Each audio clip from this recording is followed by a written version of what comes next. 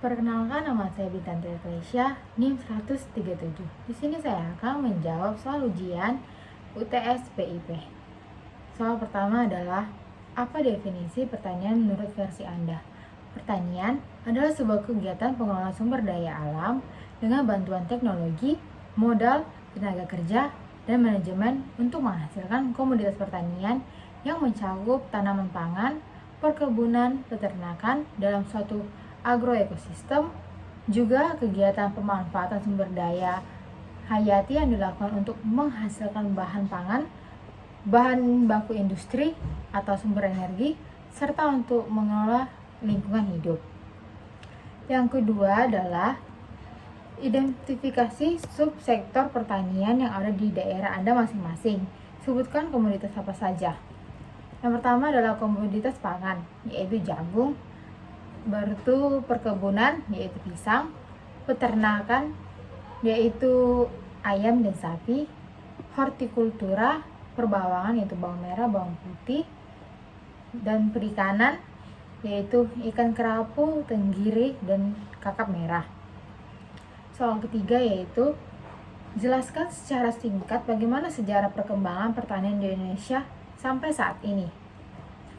Sejak manusia diturunkan ke muka bumi, saat itu pula manusia sudah bergulat dengan pertanian untuk memenuhi kebutuhan hidup mereka untuk mendapatkan sandang dan pangan.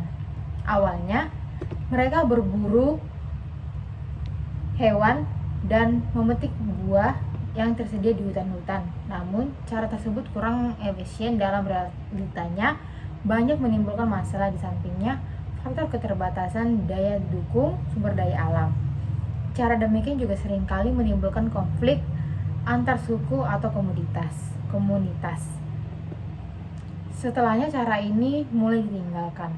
Lalu manusia sudah mulai berpikir untuk tinggal menetap dan mengusahakan ladang sendiri guna ditanamnya aneka tanaman dan dipeliharanya hewan atau unggas. Sejarah pertanian diawali pada era Neolitik di lembah Sungai Nil sekitar tahun 10.000 sebelum Masehi. Selanjutnya menyebar ke kota Eropa pada tahun 6.000 sebelum Masehi. Sedangkan di Asia Tengah dan Asia Timur berkembang pada tahun 2500 sebelum Masehi. Perkembangan bidang pertanian tersebut ditandai dengan berterbangnya jaringan irigasi yang masih ada hingga saat ini. Perkembangan pertanian secara cepat atau revolusi hijau terjadi pada abad 14 sampai 18 yang ditandai dengan penggunaan teknologi produksi. Revolusi hijau kedua terjadi pada abad 21 dengan ditemukannya teknologi kultural jaringan dan teknologi rekayasa genetik yang dapat memanipulasi gen untuk menghasilkan bibit-bibit bermutu tinggi. Perkembangan teknologi pertanian secara cepat atau revolusi hijau di Indonesia terjadi saat pemerintah Orde Baru, yaitu Bapak Soeharto pada 1968 sampai 1998, dengan ditandai tercapainya kondisi swasembada pangan pada tahun 1984. Nomor 4. Apa saja tantangan yang dihadapi sektor pertanian secara umum yang ada di daerah Anda dan secara khusus pada komunitas yang Anda pilih? Tantangannya yang pertama adalah menurunnya sumber-sumber air untuk kepentingan pertanian. Kedua adalah konversi lahan yang tak terkendali.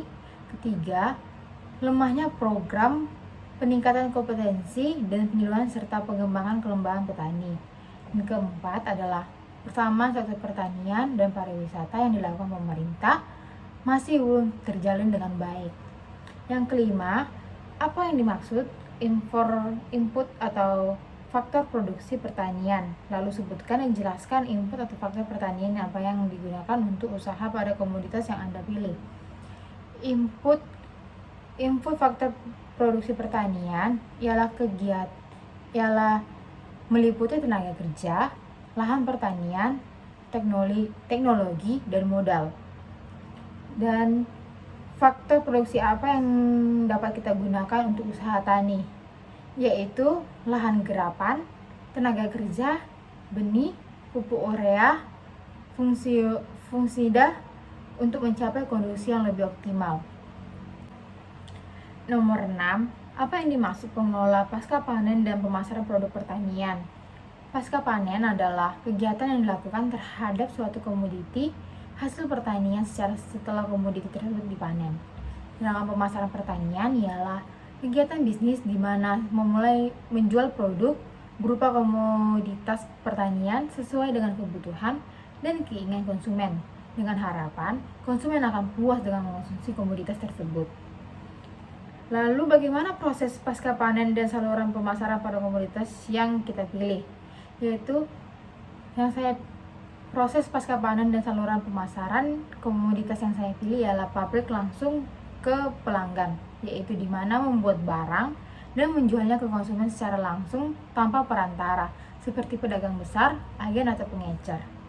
Nomor 7, apa yang dimaksud dengan kelembagaan pertanian? Kelembagaan pertanian adalah norma atau kebiasaan yang terstruktur dan berpola serta dipraktekkan terus-menerus untuk memenuhi kebutuhan anggota masyarakat yang terkait erat dengan kehidupan dari bidang pertanian pedesaan. 8. Sebagai generasi muda atau milenial, apa yang akan Anda lakukan untuk kemajuan pertanian di Indonesia? Itu yang saya lakukan adalah dengan mensosialisasi kepada masyarakat kepedesaan yang kecil, bagaimana menanam suatu untuk mendapatkan hasil yang unggul atau hasil yang bagus supaya pertanian di Indonesia semakin maju dan dapat berkembang untuk supaya kita bisa menjualnya ke luar negeri dengan mendapat penghasilan yang besar. Terima kasih.